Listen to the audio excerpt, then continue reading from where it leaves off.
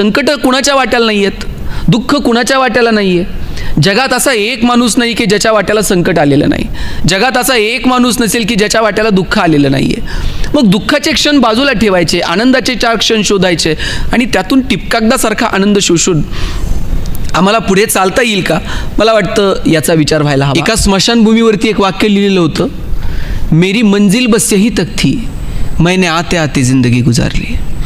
आपल्या सगळ्यांना शेवटी तिथे जाऊन थांबायचं आहे, पण तिथं जाईपर्यंतचा जो प्रवास आहे ना, तो आपण आपल्या धुंदीत, आपल्या मस्तीत आनंदानं जगावा असं मला वाटतं. तुकाराम महाराज जायला निघाले आणि कुणी विचारलं, तुकोबा काय मिळालं तुम्हाला तुमच्या आयुष्यात? ग्रंथ लिहिले, अभंग लिहिले आणि तुम्हाला काय मिळालं?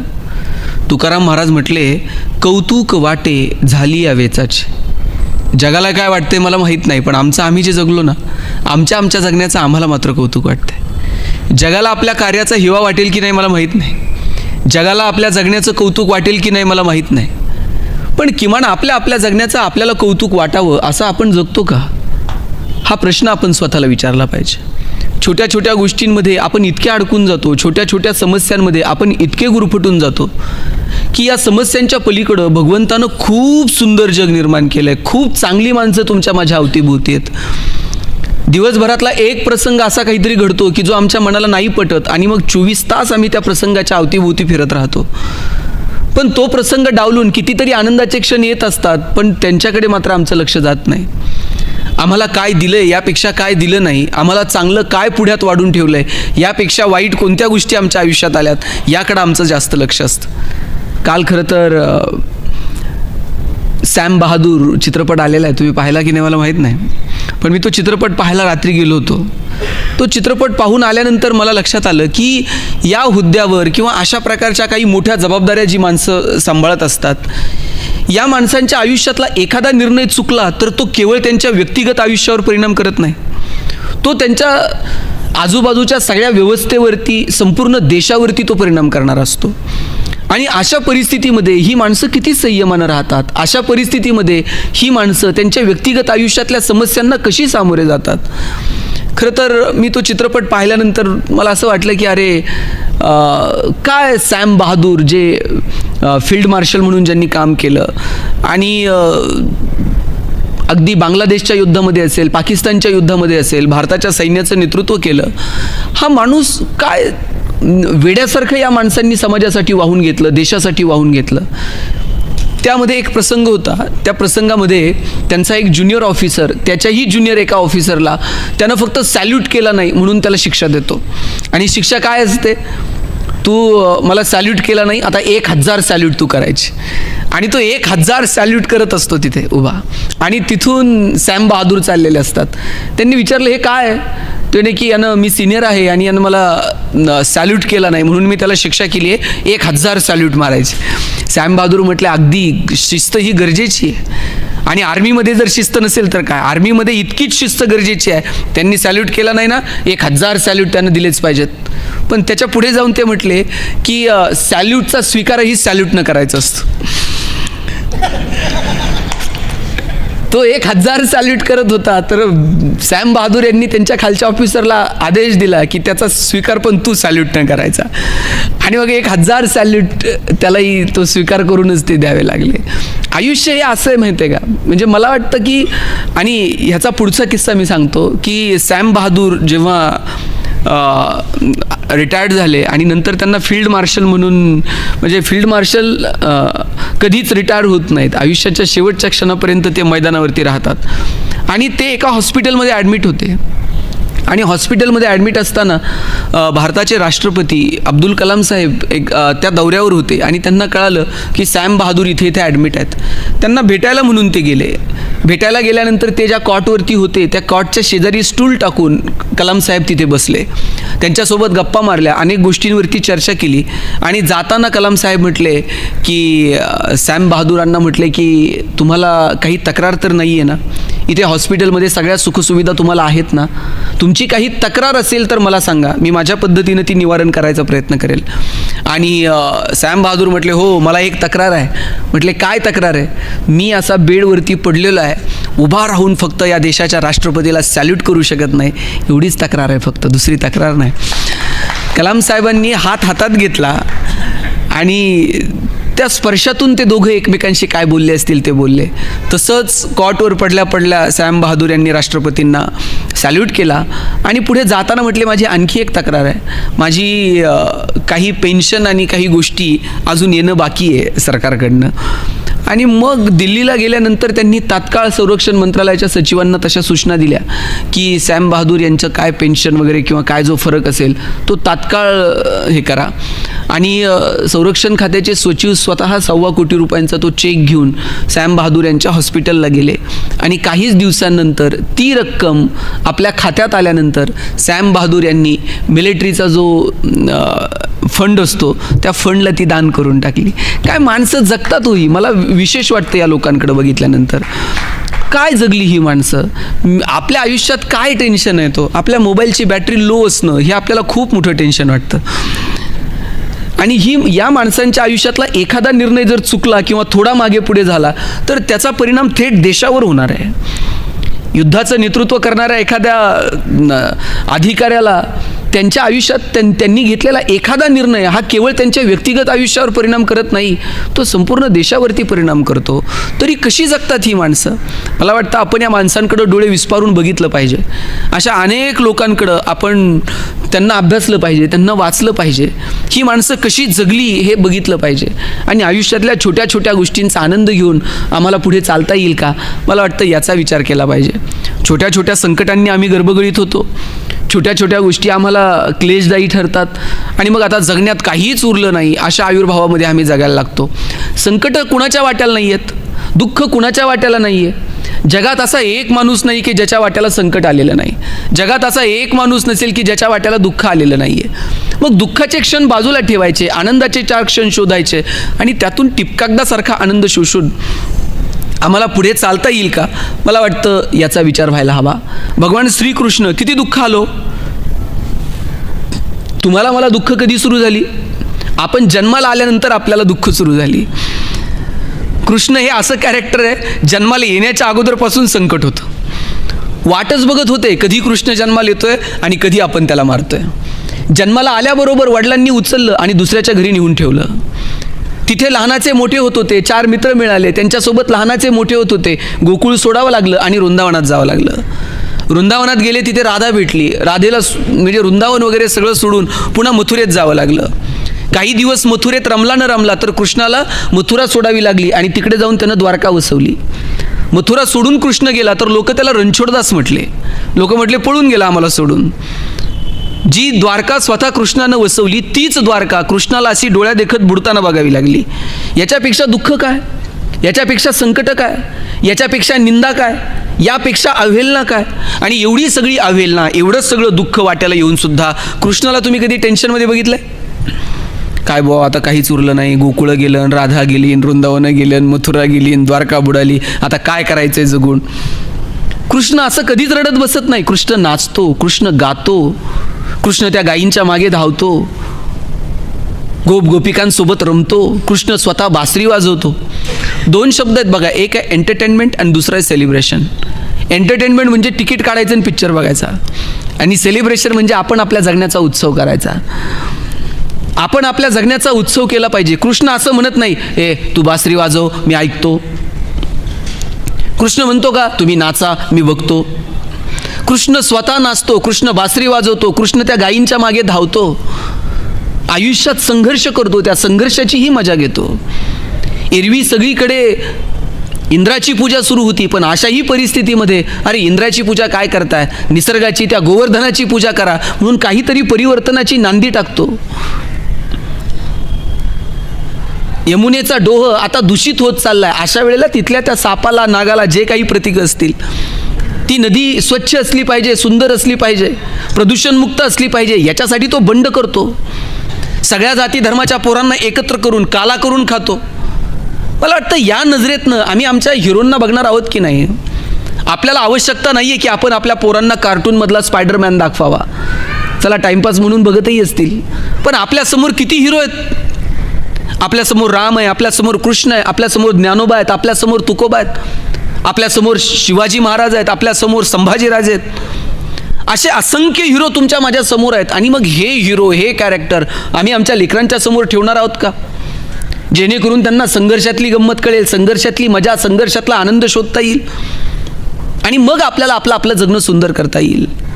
जगणं सुंदर व्हावं याच्यासाठी कधीतरी आपण अंतर्मनात डोकावलं पाहिजे. आपल्या आनंदाच्या जागा कोणत्या आहेत त्या कधीतरी शोधल्या पाहिजेत. तुकोबारायांचा खूप सुंदर अभंग आहे. याल तरी यारे लागे अवघे माझ्या मागे मागे, आज देतो पोट भरी पुरे म्हणाल तो वरी, हळूहळू चाला कोणी कोणाशी न बोला, तुका म्हणे सांडा घाटे तेने भरू नये पोटे. तुकाराम महाराजांनी जे भगवान श्रीकृष्णाचं वर्णन करणारे वेगवेगळे अभंग लिहिले त्यात काही काल्याचे अभंग आहेत. म्हणजे 11.5 वर्षांचा जो काळ आहे भगवान श्रीकृष्णाचा तो इकडचा आहे, गोकुळातला आहे. पुढचे 13.5 वर्षांचा जो काळ आहे तो मथुरेतला आहे आणि पुढचा 100 वर्षांचा जो काळ आहे तो द्वारकेमधला काळ आहे. आणि मग गोकुळामधला जो काळ आहे त्या गोकुळामध्ये सुद्धा सुरुवातीच्या बालक्रीडा आहेत, नंतर गोपिकांसोबतच्या काही अनुभव आहेत आणि नंतर मग काल्याचे काही अभंग आहेत. त्या काल्याच्या अभंगांमध्ये एक अभंग आहे याल तरे यारे लागे. मला वाटतं हा अभंग जर समजून घेतला ना तर आपल्याला जगण्याची सुंदरता सापडेल. भगवान श्रीकृष्ण सोबतच्या असणाऱ्या सवंगड्यांना कुणीतरी आपल्यापैकी नेतृत्व केलं पाहिजे. नेतृत्व करायचं म्हणजे सगळ्यांनीच निवडणुका लढवायच्या आणि निवडून यायचं असं होत नाही. आपल्याकडे नेतृत्व म्हणजे फक्त पक्ष, संघटना, निवडणुका इथपर्यंतच मर्यादित आहे. प्रत्येक क्षेत्रामध्ये नेतृत्वाची गरज आहे. निसर्गाच्या संदर्भानं काम करण्यासाठी कुणीतरी नेतृत्व केलं पाहिजे, समाजकारणासाठी कुणीतरी नेतृत्व केलं पाहिजे, कला, क्रीडा, साहित्य कुणीतरी नेतृत्व करणारं असावं लागतं. आणि नेतृत्व करणाऱ्या माणसाच्या पाठीमागं 4 पावलं त्याच्या पावलावर पाऊल टाकून चालावेत अशी भावना निर्माण होण्यासाठी नेतृत्वाकडे ते अधिष्ठान असावं लागतं. भगवान श्रीकृष्णानं आपल्या वागण्यातून, आपल्या बोलण्यातून, आपल्या एकंदरीत आपल्या व्यक्तिमत्वातून तो नेतृत्वाचा ठसा उमटवला आणि मग आपल्या सख्या सोबत्यांना सांगितलं याल तरे यारे लागे अवघे माझ्या मागे मागे, चला माझ्या मागे चला. आत्ता जर मी तुम्हाला म्हटलं चला माझ्या मागे, तुम्ही याल का?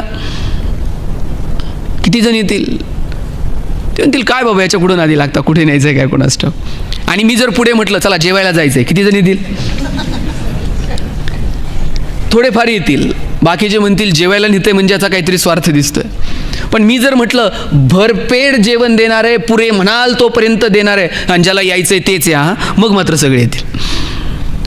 तुकोबारायांचा अभंग इतका गोड आहे. याल तरी यारे लागे, यायचं असेल तर या. आणि पुढे जाऊन परत शब्द वापरलाय अवघे माझ्या मागे मागे. एकीकडे म्हणतात याल तरी यारे लागे आणि पुढे म्हणतात अवघे. पहिल्यांदा फक्त ओपन या, नंतर इतर कॅटेगरीतले या, मग पुढच्या कॅटेगरीतले या. असलं कोणतीही कॅटेगरी नाही आहे भगवान श्रीकृष्णाकडे. भगवान श्रीकृष्णानं कोणतीही कॅटेगरीचं वर्णन केलेलं नाही. त्यांनी सांगितलं अवघे सगळेजण माझ्यासोबत या, अवघे माझ्या मागे मागे असा उल्लेख तुकोबारायांनी त्या अभंगामध्ये केला. आणि पुढे जाऊन काय म्हटलं, आज देतो पोटभरी, आज तुम्हाला मी पोटभर देणार आहे, पुरे म्हणाल तो वरी, जोपर्यंत तुम्ही पुरे म्हणत नाही ना तोपर्यंत मी तुम्हाला देणार आहे. पण त्याच्यासाठी एक अड घातली आहे. काय अड घातलेली आहे? हळूहळू चाला, जरा दमानं घ्या, थोडंसं हळूहळू चाला. कोणी कोणाशी न बोला. कुणी कोणाशी न बोला म्हणजे संवाद साधू नका, व्यक्त होऊ नका असं नव्हे. आपल्याकडे बोलण्यामध्ये जो अहंकार येतो ना, माझ्यासारखा कोण, हे काहीही बोलू नका. हा अहंकार थोडासा बाजूला ठेवा. तुका म्हणे सांडा घाटे, म्हणजे तुम्ही विषयानं कधीही पोट भरू शकत नाही. तुमच्याकडे जे विषय आहेत ते सगळे सांडून टाका, तेने भरू नका पोटे. आणि मग इतकं गोड सांगितलं तुकोबारायांनी. काय म्हणायचं आहे या अभंगामध्ये की बाबांनो मी तुम्हाला पोटभर देणार आहे. मला सांगा, आपली सगळ्यांची धडपड सामान्य माणसाची कशासाठी सुरू असते? पोटासाठी. आपण म्हणतो काय चाललंय ते सगळं पोटासाठी चाललेलं आहे. आणि सगळं काही पोटासाठी असताना पोट भरलंय असं कधी झालंय का? जगामध्ये असा एक तरी माणूस आहे का ज्याला पोट नाहीये? पोट नाही असा माणूस आपल्याला सापडणार नाही. सगळी धडपड जर कशासाठी चाललेली आहे तर ती पोटासाठी चाललेली आहे आणि तरी सुद्धा पोट भरत नाही. माणूस एकमेव प्राणी असा आहे की त्याचं लवकर पोट भरत नाही. म्हणजे तुम्हाला एक साधा दृष्टांत सांगतो. रस्त्यानं एक ट्रक चाललेली होती, त्या तांदळाच्या 2 गोण्या खाली पडल्या. सगळे तांदूळ असे रस्त्यावरती पसरलेले होते. तिथून 4 मुंग्या चाललेल्या होत्या. त्या मुंग्यांनी एक एक तांदळाचा दाणा उचलला आणि आपल्या वारुळाकडे निघून गेल्या. परत त्यांनी रस्त्याकडे वळून सुद्धा बघितलं नाही. तिथून 4 चिमण्या चाललेल्या होत्या, त्यांनीही 4-4 दाणे घेतले, आपल्या आपल्या घरट्याकडे निघून गेल्या. परत त्यांनी रस्त्याकडे वळून पण बघितलं नाही. तिथून 4 गायी चालल्या होत्या, त्यांनी ओंजळभर सगळे आपलं धान्य घेतलं, खाल्लं आणि आपल्या आपल्या गोठ्याकडे निघून गेल्या. परत त्यांनी रस्त्याकडे वळून बघितलं नाही. आणि साहेब, नंतर तिथून 4 माणसं चालली होती. मी सांगू का तुम्ही सांगता पुढचं? तांदळाचा एक दाणा उरला नाही आणि माणसं पुन्हा पुन्हा मागं वळून बघत होती. पोट भरत नाही, विषयांनी पोट भरणार नाही. त्यासाठी तुकोबारायांनी साधना सांगितली, हळूहळू चाला, कोणी कोणाशी न बोला, अहंकार वगैरे बाजूला ठेवा, थोडंसं दमानं घ्या, हळू घ्या. कबीरांचा खूप सुंदर दोहा आहे, जरा हलके गाडी हाको मेरे राम गाडीवाले. कबीरांनी तर सांगितलं की सगळं इथे थांबणार आहे, श्वास थांबला का सगळं संपणार आहे, जरा हळूहळू चाला. काय तयार नाही मला सांगा बरं? ग्रामपंचायतवाल्यांनी शेड तयार करून ठेवलेत, बांबूवाल्यांनी बांबू साळून ठेवलेत, मडकेवाल्यांनी मडके थापून ठेवलेत. काय तयार नाही आहे? सगळं तयार आहे, श्वास थांबायला फक्त उशीर आहे. ज्याला सगळं तयार आहे असं कोणती गोष्ट नाही आहे.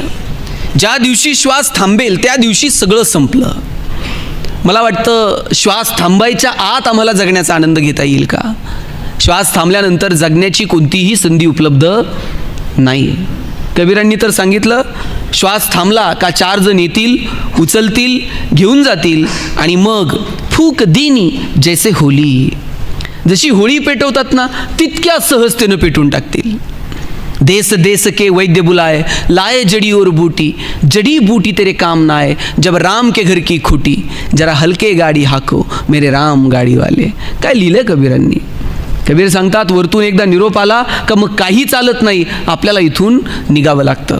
तुम्ही नीतू मांडके नाव ऐकलंय का? हृदयविकार तज्ज्ञ होते. त्यांच्या पत्नी अलका मांडके यांनी एक हृदयस्थ नावाचं पुस्तक लिहिलं आहे. त्यात त्यांनी लिहिलं होतं की नीतू मांडके आणि अलका मांडके दोघेही पुण्यातल्या BJ मेडिकल कॉलेजला शिकले. पुढे जाऊन त्यांनी लग्न केलं आणि एकदा प्रवासात असताना नीतू मांडके अलका मांडकेंना म्हटलं, अलका, मी एवढ्या हृदयविकाराच्या शस्त्रक्रिया केल्या, कधी जर मलाच हृदयविकाराचा त्रास झाला आणि अटॅक आला तर? पटकन अलका मांडकेंनी नीतू मांडकेंच्या तोंडावर हात ठेवला, असं बोलू नये. नाही पण कुणालाही येऊ शकतो, मला आला मग. त्यावरती अलका मांडके म्हटलं, तूच सांग मग मी काय केलं पाहिजे. मग या डॉक्टरला बोलव, त्याला फोन कर, याचा सल्ला घे, अशी चर्चा दोघांची सुरू होती. आणि अलका मांडके या भूलतज्ञ आहेत. नीतू मांडके म्हटलं, अलका, ते ऑपरेशन कुणी करायचं ते करू दे, पण भूल मात्र तूच द्या. अलका मांडके लिहितात की मला माझ्या आयुष्यात कधी असं वाटलं नव्हतं की असा प्रसंग आमच्या आयुष्यात कधीतरी येईल.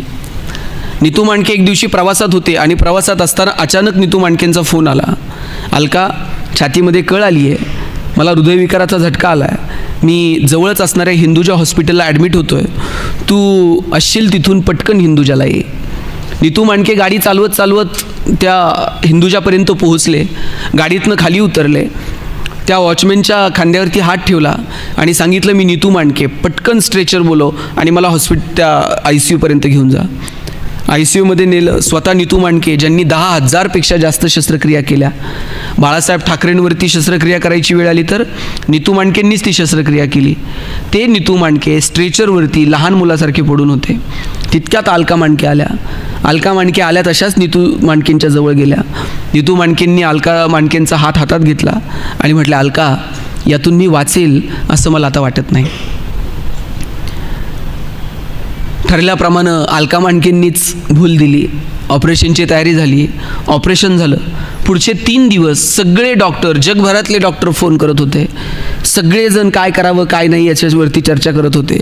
पण अखेर 3ऱ्या दिवशी नीतू मांडकेंची ज्योत मावळली. 10,000पेक्षा जास्त शस्त्रक्रिया करणारे, 10,000पेक्षा जास्त लोकांचे प्राण वाचवणारे नीतू मांडके हृदयविकाराच्या झटक्याने गेले. देश देश के वैद्य बुलाए, लाए जड़ी और बूटी, जड़ी बूटी तेरे काम ना आए, जब राम के घर की खुटी, जरा हलके गाडी हाको मेरे राम गाडीवाले.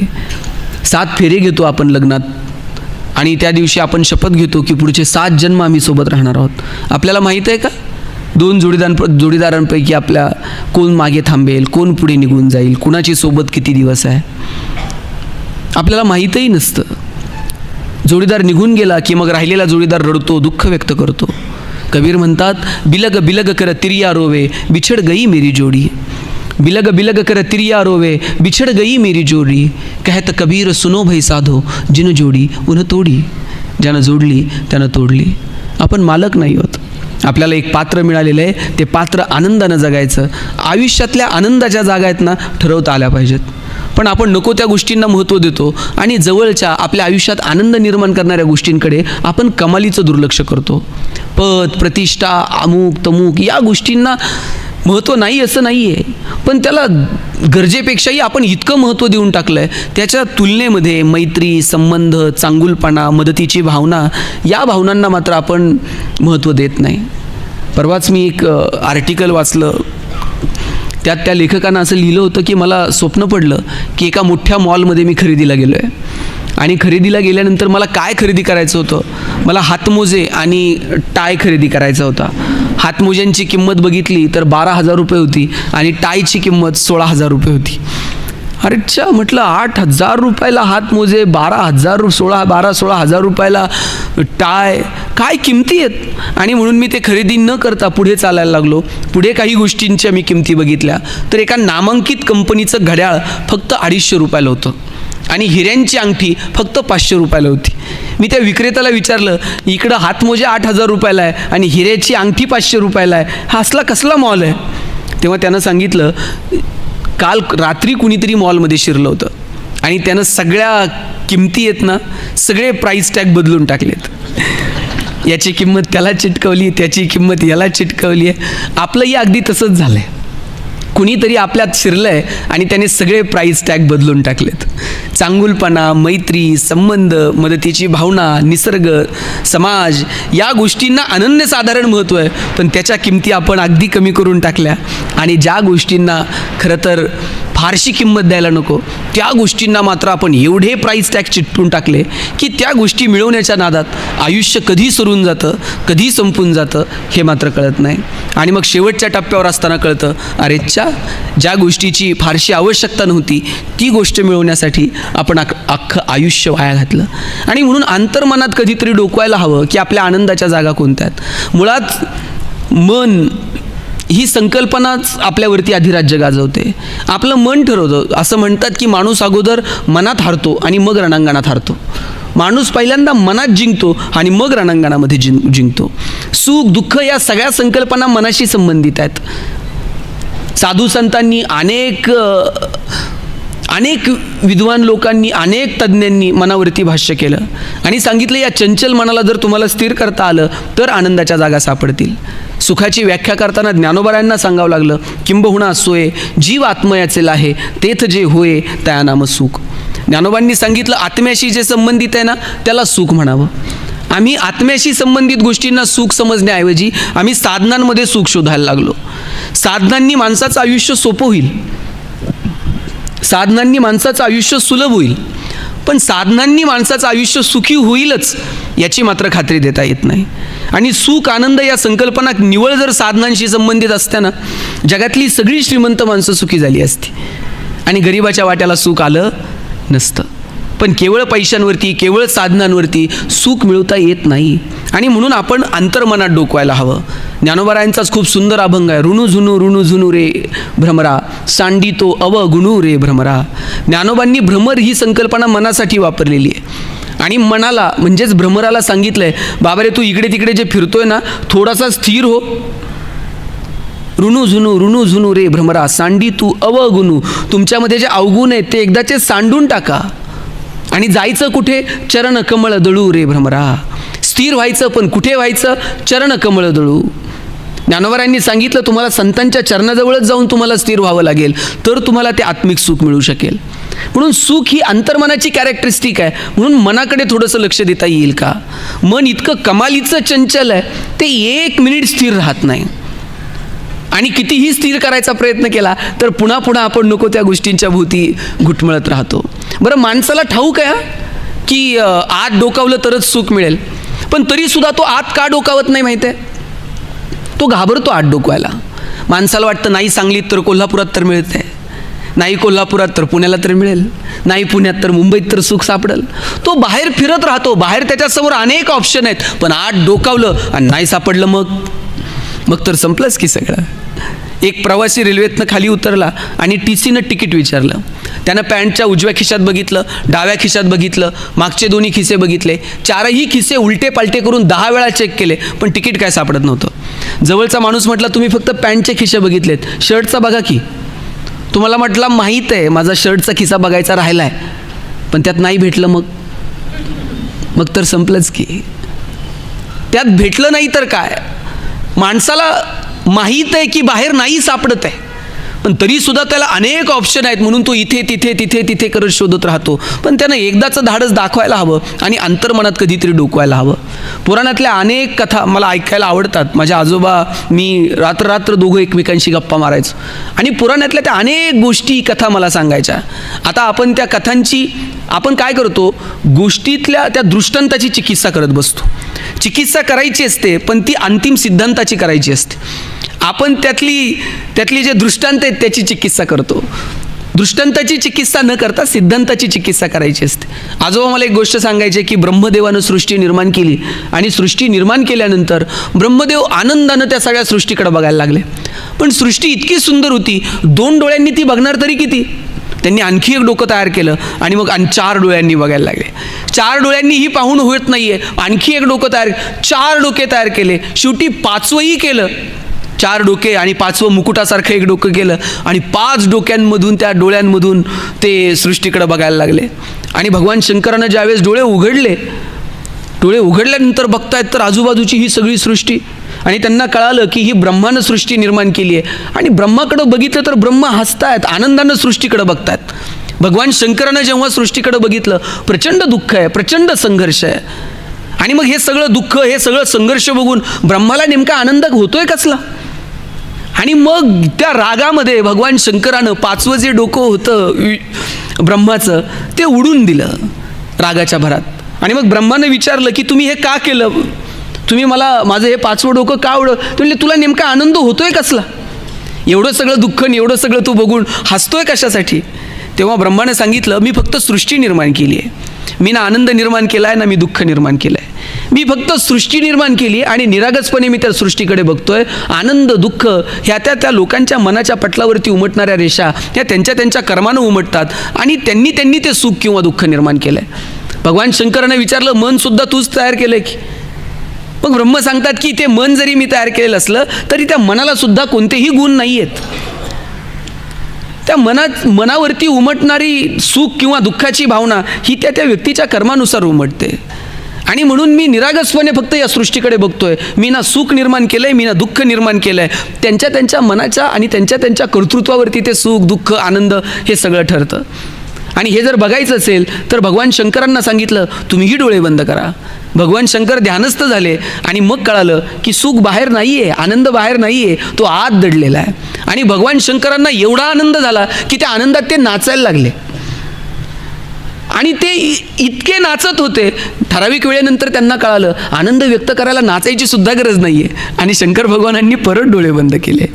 तुम्ही म्हणाल मग आनंद व्यक्त करण्यासाठी नाचायची गरज नाही आहे, मग इंद्रियांचा किंवा आपल्या शरीराचा उपयोग आहे की नाही.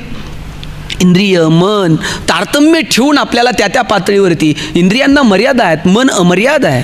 इंद्रियांची मर्यादा आणि मनाची अमर्यादा याचं तारतम्य ठेवून जर आत डोकावता आलं तर जगण्याचा आनंद घेता येतो.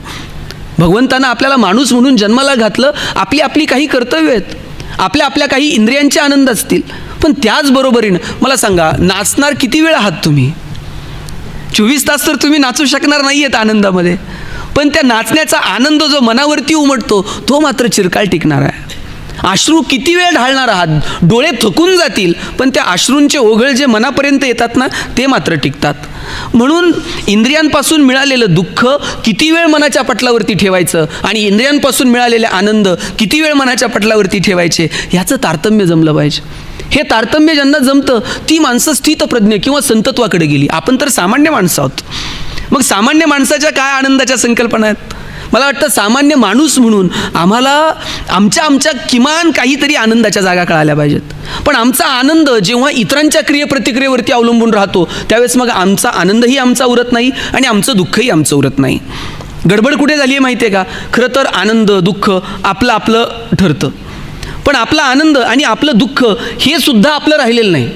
लोक आमच्याविषयी काय विचार करतात, पुढचा माझ्याविषयी काय बोलतो, याच्यावरती आमचा आनंद आणि आमचं दुःख ठरतं. बरोबर आहे की नाही? म्हणजे तुम्हाला उदाहरण देतो मी. ताई, तुम्ही बाजारात गेलात आणि तुमचे 100 रुपये हरवले, किती वाईट वाटतं? 8 दिवस आपल्याला करमत नाही.